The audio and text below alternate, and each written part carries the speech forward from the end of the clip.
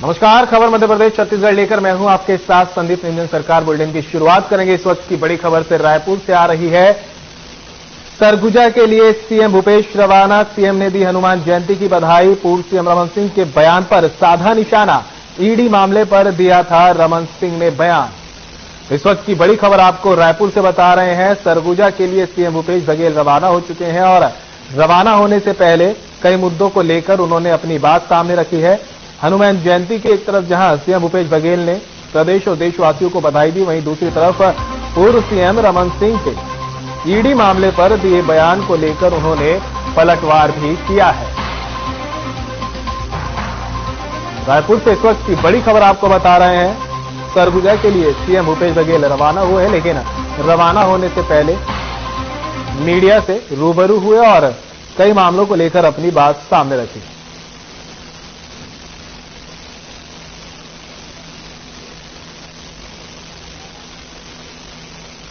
तो रमन सिंह जी ईडी के मामले में बोल रहे थे जांच पूरी हो गई और लगातार 3-4 दिन से वो सीरीज चलाए हुए। मेरा इसमें ये कहना है कि ईडी की ओर से सुप्रीम कोर्ट में दाखिल याचिका में छत्तीसगढ़ शासन को भी पक्षकार बनाया गया। उस याचिका में ईडी ने जानकारी दी है कि नान प्रकरण की जांच अभी जारी है। ईडी के प्रवक्ता होने के बाद ही मतलब ठाकुर रमन सिंह जी ईडी के प्रवक्ता बने हुए हैं। लगता है ईडी के आला अधिकारी ठाकुर साहब को सही जानकारी नहीं दे रहे, पर राज्य की जनता के सामने ठाकुर साहब को झूठ बोलना शोभा नहीं देता। 18 आरोपी थे, 9 के खिलाफ रायपुर विशेष न्यायालय में एसीबी का द्वारा अनुपातहीन संपत्ति होने का चालान भी पेश किया जा चुका है। 9 लोगों को अभी ईडी द्वारा एक बार ही बुलाया नहीं गया है। ठाकुर रमन सिंह जी ईडी के मामले में बोल रहे थे जांच पूरी हो गई और लगातार 3-4 दिन से वो सीरीज चलाए हुए। मेरा इसमें ये कहना है कि ईडी की ओर से सुप्रीम कोर्ट में दाखिल याचिका में छत्तीसगढ़ शासन को भी पक्षकार बनाया गया। उस याचिका में ईडी ने जानकारी दी है कि नान प्रकरण की जांच अभी जारी है। ईडी के प्रवक्ता होने के बाद ही मतलब ठाकुर रमन सिंह जी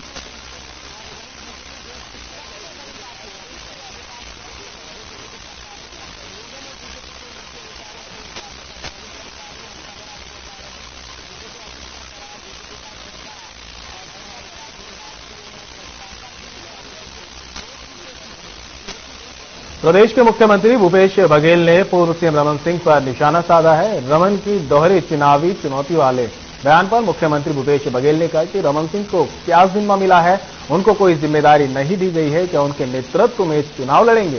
पहले ये तो बता दें, उनको जिम्मेदारी मिली है क्या जो वो चिंता व्यक्त कर रहे हैं? पहली बात तो है कि रमन सिंह जी की क्या जिम्मेदारी मिली है? उसकी पार्टी ने उसको जिम्मेदारी दी है कि उसके नेतृत्व में लड़ा जाएगा नहीं लड़ा जाएगा, ये पता है? ठीक है, thank you. CM Bhupesh Baghel Jashpur जिला के लिए रवाना होने से पहले उन्होंने पत्रकारों से कई मुद्दों को लेकर चर्चा की। इस दौरान मुख्यमंत्री भूपेश बघेल ने बीजेपी कार्यकर्ताओं और नेताओं को 43वें स्थापना दिवस की बधाई भी दी। साथ ही प्रधानमंत्री के बयान पर जवाब देते हुए कहा कि कब्र तो मुसलमान लोग खोदते हैं, हिंदू तो शमशान ले जाते हैं। स्थापना दिवस की बधाई।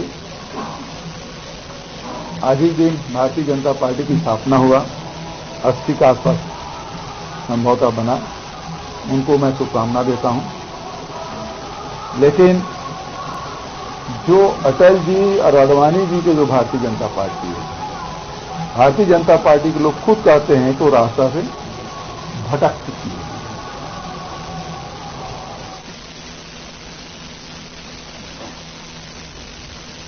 केंद्रीय योजनाओं में छत्तीसगढ़ की भूमिका पर आए विज्ञापन पर सीएम भूपेश बघेल ने उस विज्ञापन की एक फोटोकॉपी को दिखाते हुए कहा कि एक विज्ञापन पीएम के नाम से छपा है। अभी तक पूरे राष्ट्र के नाम से आता था। पहली बार राज्य की उपलब्धि के बारे में विज्ञापन आया है। छत्तीसगढ़ में कितने शौचालय बने, कितने उज्ज्वला बटे, राज्य के लिए सिर्फ विज्ञापन पहली बार आया।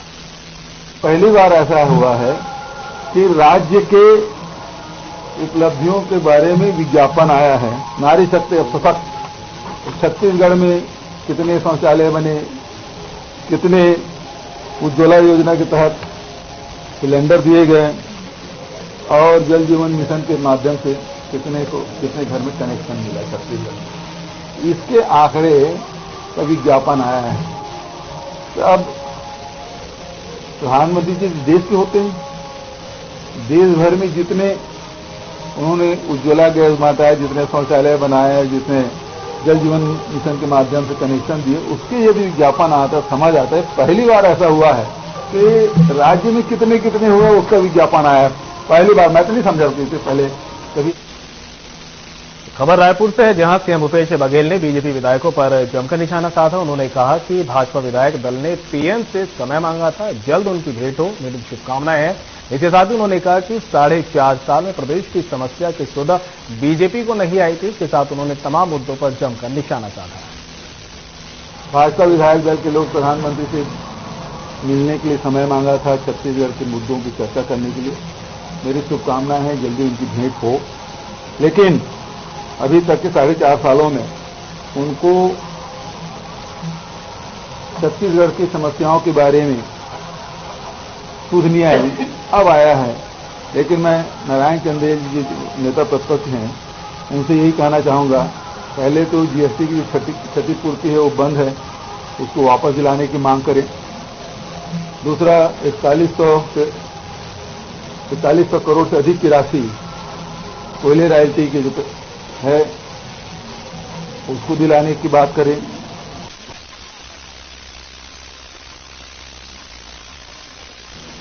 और रायपुर से इस बीच एक बड़ी खबर सामने आ रही है। 13 अप्रैल को प्रियंका गांधी का बस्तर दौरे को लेकर पीसीसी अध्यक्ष मोहन मरकाम का बयान, भारी संख्या में महिलाएं कार्यक्रम में जुटेंगी। इस वक्त की बड़ी खबर आपको रायपुर से बता रहे हैं, जहां पर 13 अप्रैल को प्रियंका गांधी के बस्तर दौरे को लेकर पीसीसी अध्यक्ष मोहन मरकाम का बयान सामने आया है। उन्होंने प्रियंका गांधी के दौरे को लेकर जानकारी दी है। साथ ही उन्होंने कहा कि भारी संख्या में महिलाएं कार्यक्रम में शामिल होंगी। तो बड़ी खबर आपको रायपुर से बता रहे हैं, जहां पर 13 अप्रैल को प्रियंका गांधी बस्तर दौरे पर रहेंगी। तैयारियां जोरों शोरों से चल रही हैं और इसको लेकर अब पीसीसी अध्यक्ष मोहन मरकाम का बयान सामने आया है। मोहन मरकाम ने कहा कि भारी संख्या में महिलाएं कार्यक्रम में शामिल होने पहुंचेंगी।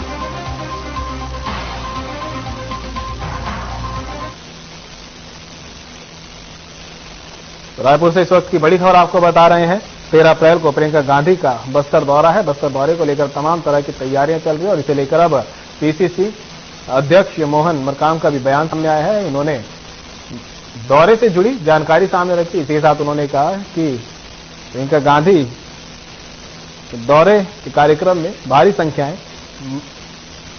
में महिलाएं शामिल होंगी।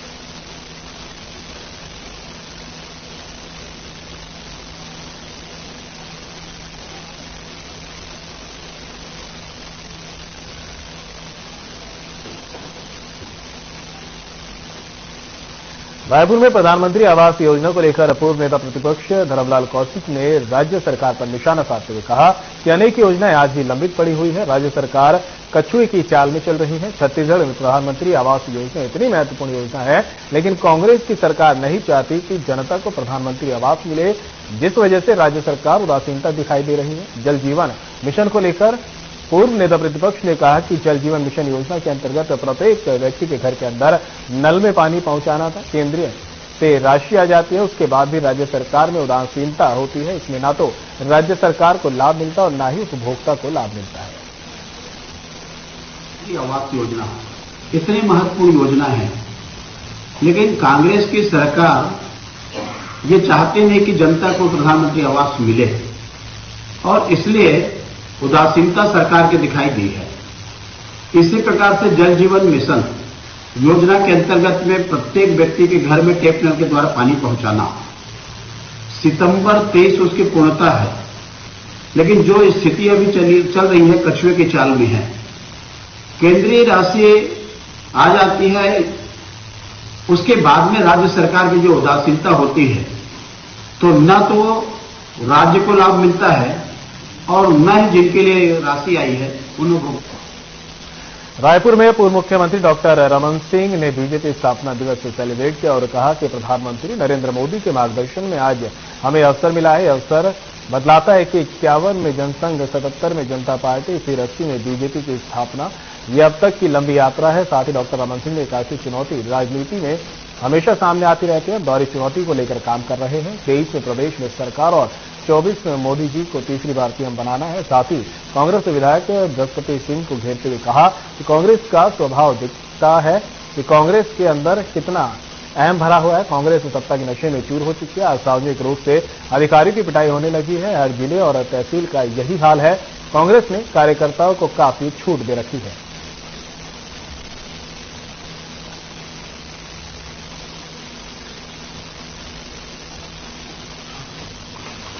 भारतीय जनता पार्टी का स्थापना दिवस 6 अप्रैल हम सब सेलिब्रेट कर रहे हैं और आज हनुमान जयंती का शुभ अवसर भी है।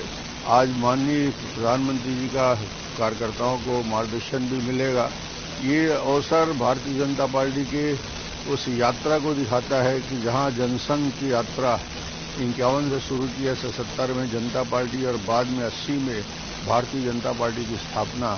तो ये लंबी यात्रा चली है और आज देश की सबसे बड़ी पार्टी के रूप में 18 करोड़ से ज्यादा जिसके सदस्य हैं, ऐसे राजनीतिक दल जिन्होंने छत्तीसगढ़ का निर्माण किया अटल जी ने, उस राजनीतिक दल के हम होने का गौरव महसूस करते हैं। मार्गदर्शन मिलेगा, मैं पुनः उनका हार्दिक अभिनंदन और स्वागत करता हूं।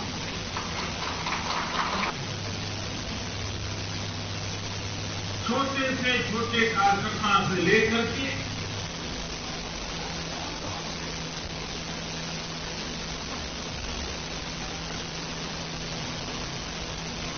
छिंदवाड़ा में प्रदेश के पूर्व मुख्यमंत्री कमलनाथ और जिले के सांसद नकुलनाथ ने स्थानीय ईद मिलादुल नबी मैदान में उपस्थित होकर समस्त रोजेदारों के साथ रोजा अफ्तार किया। कमलनाथ ने रोजा अफ्तार पार्टी के दौरान संयम बरतने की बात कही। बगैर पार्टी का नाम लिए उन्होंने कहा वे लोग दंगा फसाद करवाते हैं। पूरे देश में दंगा फसाद उन्हीं की वजह से होता है और ये पूरे देश को बर्बाद कर देंगे।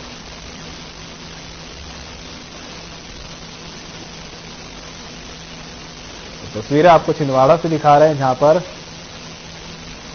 पूर्व मुख्यमंत्री कमलनाथ और सांसद नकुलनाथ रोजा इफ्तार पार्टी में शरीक होने पहुंचे और इस दौरान उन्होंने बिना किसी का नाम लिए कहा कि वे नफरती राजनीति करते हैं और राजनीति से कुछ हासिल होने वाला नहीं है।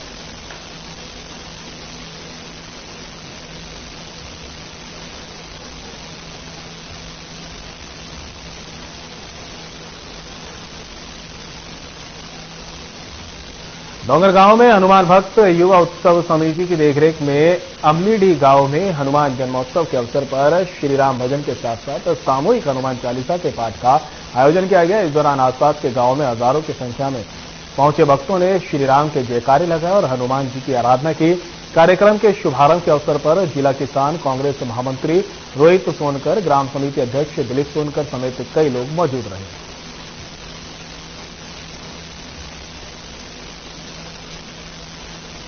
डोंगरगांव की आपको तस्वीर दिखा रहे हैं, जहां पर हनुमान भक्त युवा उत्सव समिति की देखरेख में अमलीडीह गांव में हनुमान जन्मोत्सव के मौके पर कार्यक्रम का आयोजन किया गया और इस दौरान श्रीराम भजन के साथ साथ सामूहिक हनुमान चालीसा का पाठ भी पढ़ा गया और आसपास के गांव से हजारों की संख्या में लोग कार्यक्रम में पहुंचे। भीड़ को देखकर अंदाजा लगाया जा सकता है कि इस तरह से जो है हनुमान और राम भक्त हनुमान जन्मोत्सव के कार्यक्रम में शामिल होने पहुंचे थे और इस तरह से भगवान राम और भगवान हनुमान की भक्ति के रंग में ये भक्त रंगे नजर आ रहे हैं। जिला किसान कांग्रेस में महामंत्री रोहित सोनकर, ग्राम समिति जिला दिलीप सोनकर समेत कई लोग मौजूद रहे।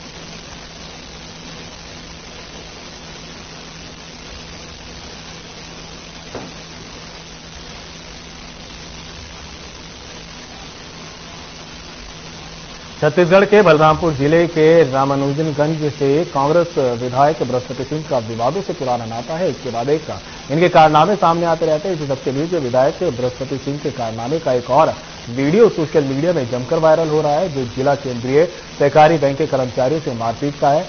इसको जानने के लिए हमारे ब्यूरो चीफ चित्रा पटेल ने विधायक बृहस्पति सिंह से सीधी चर्चा की है। आइए आपको सुनाते हैं क्या कुछ कहा।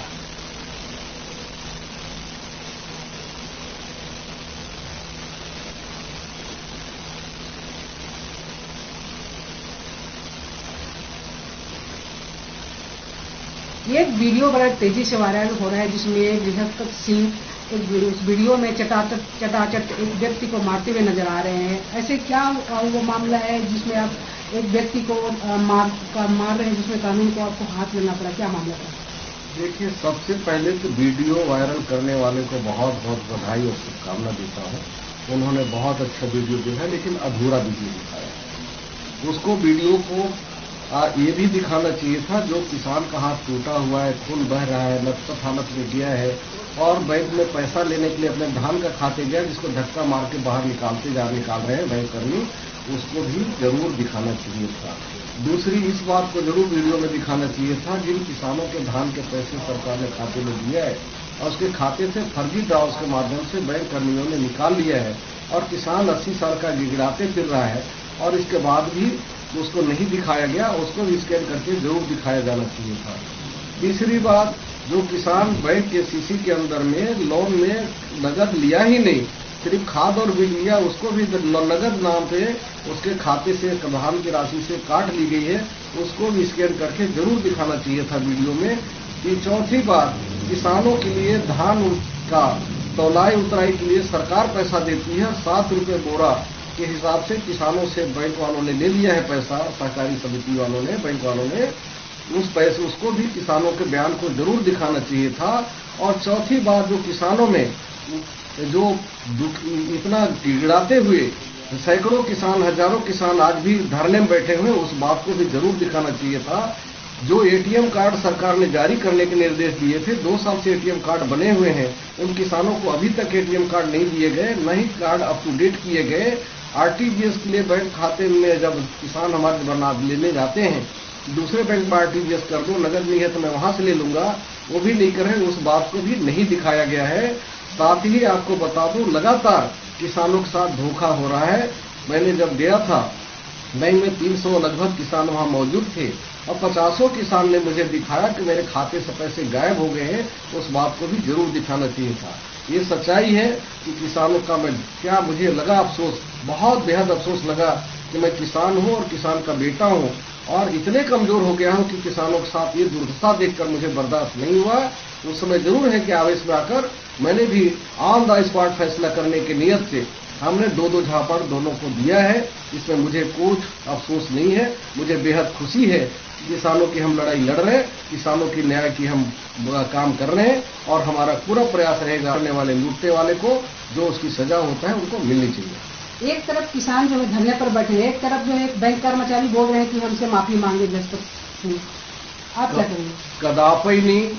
चोरी धरने में बैठने से, हड़ताल करने से ये माफ नहीं हो सकता। वो तो ऑन रिकॉर्ड की चीजें हैं।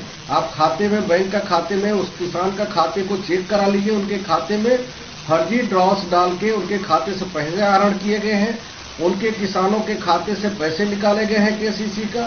क्या ऐसा हड़ताल के धमकी देकर किसानों का पैसा लूटना चाहेंगे? मैं आपके माध्यम से जानना चाहता हूं, पूरे प्रदेश के बैंक के कर्मचारियों से भी अपील करना चाहता हूं कि कोई भी व्यक्ति को इस तरह से चोरी डकैती करने का अधिकार नहीं है। आप एकजुट बनाकर किसानों को लूटने का कोशिश करेंगे, वहां कभी माफी की बात नहीं आएगी, बल्कि कानूनी कार्रवाई होना चाहिए। अगर मैंने गलत किया है तो मेरे खिलाफ प्रशासन को कार्रवाई करना चाहिए और किसानों के खाते में जो डाके डाले हैं जिन बैंक कर्मियों ने, उनको भी बर्खास्तगी की कार्रवाई और अपराध कायम करके उनके खिलाफ जो चोरों के, डकैतों की जो सजा होता है, फर्जी दस्तावेज बना के पैसा आहरण करने की सजा होता है, तो उसकी भी कार्रवाई करनी चाहिए। इसके पहले आपने मंत्री के खिलाफ भी सामने आया और एक वीडियो भी वायरल हुआ है और अब ये मामला हो गया है कि आप कानून को अपने हाथ में लिए हैं, तो ऐसा स्थिति कैसे आपके साथ बनती, क्यों आपके साथ ऐसा होता है? बेहद अफसोस है कि किसान लूटता रहे, मार खाता रहे, उनके खाते की डाका होता रहे और हम मुक्त दर्शक बनकर देखते रहे। ये बर्दाश्त नहीं हो सकता। किसानों की लड़ाई पहले भी हमने लड़ा, आज भी लड़ रहे हैं, आने वाला समय में भी लड़ते रहेंगे और किसी भी कीमत पे किसानों के साथ अत्याचार नहीं होने देंगे। माफी मांगेंगे आप? नो, बिल्कुल नहीं। किस बात की माफी? चोरों से माफी मांगेंगे हम, जो डकैती करेगा उससे माफी मांगेंगे, किसान अन्नदाता है उसके साथ अत्याचार करने वालों से माफी मांगेंगे? बिल्कुल नहीं माफी मांगा जा सकता। किसानों के मामले में उन्हें माफी मांगना चाहिए। उसने चोरी किया है, डकैती किया है, अब विधिवत उसको पैसा वापस कर दे, नहीं तो उन्हें किसान और रिपोर्ट दर्ज करना शुरू कर दिया है, हड़ताल शुरू कर दिया है। ये पुष्टि होते के साथ उन्हें गिरफ्तार करके कानून खुद जेल भेजेगी। कानून और सरकार की निर्णय जो है वो उसको आप स्वीकार करेंगे, आपके साथ जो भी निर्णय हो? देखिए, मैंने तो पहले भी कहा, आज भी कह रहा हूं, अगर हम किसानों को मदद करने में चोरों को सजा देने का अगर काम किया है या आपने किया है, तो जो कानूनी कार्रवाई है प्रशासन को करना चाहिए, और जो चोरी किए हैं उनके खिलाफ भी जो प्रशासन को उचित कार्रवाई हो करना चाहिए। तो हम अभी चर्चा कर रहे थे सरगुजा के अबनुगंज क्षेत्र के विधायक बृहस्पति सिंह, इन्होंने कहा कि जो वीडियो वायरल हुआ है उसको लेकर उन्होंने वो मामला को तो स्वीकार किया है, लेकिन वो माफी मांगने को तैयार नहीं है। वो खुद को एक किसान के पुत्र और किसानों के साथ जो है लड़ने के लिए वो लड़ते रहेंगे, उन्होंने ये कहा है, और माफी बिल्कुल नहीं मांगेंगे। कैमरामैन के साथ मैं चित्रा पटेल, आर्या न्यूज, रायपुर। रायपुर में बीजेपी स्थापना दिवस की देशवासियों को बीजेपी पदाधिकारियों और कार्यकर्ताओं ने हार्दिक शुभकामनाएं दी। प्रत्येक बूथ पर बीजेपी कार्यालय में ध्वजारोहण और विभिन्न आयोजन किए गए। पूरे देश में भारतीय जनता पार्टी के स्थापना दिवस 6 अप्रैल को विशेष रूप से मनाया जा रहा है। हमारे प्रदेश छत्तीसगढ़ में बूथ स्तर पर, मंडल स्तर पर, जिला स्तर पर और प्रदेश स्तर पर कार्यक्रम आयोजित किए जाएंगे। इस अवसर पर हमारे देश के यशस्वी प्रधानमंत्री श्री नरेंद्र मोदी जी हम सबको संबोधित करेंगे।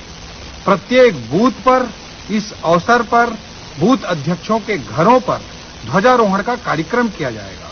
इसके पूर्व जो वरिष्ठ कार्यकर्ता हैं, जो प्रबुद्ध जन हैं, उन सभी का सम्मान भी किया जाएगा। पूरे देश भर में बीजेपी स्थापना दिवस मनाया जा रहा है। इसी सबके बीच बीजेपी प्रदेश अध्यक्ष अरुण साव ने देशवासियों को और छत्तीसगढ़ वासियों को बीजेपी स्थापना दिवस की बधाई दी और कहा, जनता के सहयोग से आज बीजेपी देश की सबसे बड़ी पार्टी बन गई है, जिसका श्रेय प्रधानमंत्री नरेंद्र मोदी को जाता है। राम राम, जय जोहार। 6 अप्रैल भारतीय जनता पार्टी के स्थापना दिवस के आप जैसे कार्यकर्ता मन के अथक परिश्रम से, आप जैसे शुभचिंतक, आप जैसे सहयोगी मन के सहयोग से आज भारतीय जनता पार्टी दुनिया के सबले बड़े राजनीतिक दल बने हैं। अब आज दुनिया के सबले लोकप्रिय नेता माननीय नरेंद्र मोदी जी के नेतृत्व में गांव गरीब किसान की चिंता करके काम हुआ थे। दुनिया में भारत के मान सम्मान बढ़ा थे, भारत के तरक्की होते, और ऐसे राजनीतिक पार्टी भारतीय जनता पार्टी के स्थापना दिवस 6 अप्रैल के जम्मू कार्यकर्ता मनला, जम्मू शुभचिंतक मनला और जम्मू मतदाता मनला, जम्मू सहयोगी मनला स्थापना दिवस के मैं गाड़ा गाड़ा बधाई शुभकामना देता हूं। जय श्री राम, धन्यवाद। और बुलेटिन में मेरे साथ इतना ही, दीजिए इजाजत, नमस्कार।